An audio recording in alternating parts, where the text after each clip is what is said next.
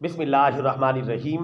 جامع ترمذی کی حدیث شریف نمبر 3747 کے مطابق پیارے رسول اللہ صلی اللہ علیہ وسلم نے ارشاد فرمایا، ابو بکر جنتی ہے، عمر جنتی ہے، عثمان جنتی ہے، علی جنتی ہے، طلحہ جنتی ہے، زبیر جنتی ہے، عبد الرحمن جنتی ہے، سعد جنتی ہے، سعید جنتی ہے اور ابو عبیدہ جنتی ہے۔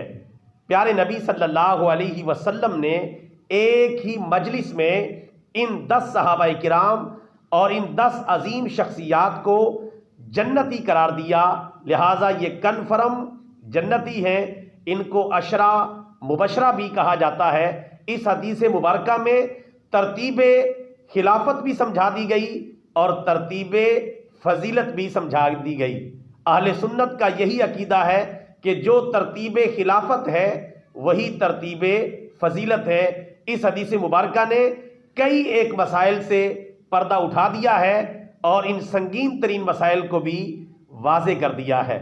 ترتیب خلافت ہی ترتیب فضیلت ہے اور یہ 10 صحابہ کرام پیارے نبی صلی اللہ علیہ وسلم کی زبان مبارک سے کنفرم جنتی ہے۔ اللہ تعالیٰ ان سب کی قبروں پہ کروڑوں رحمتیں نازل فرمائے۔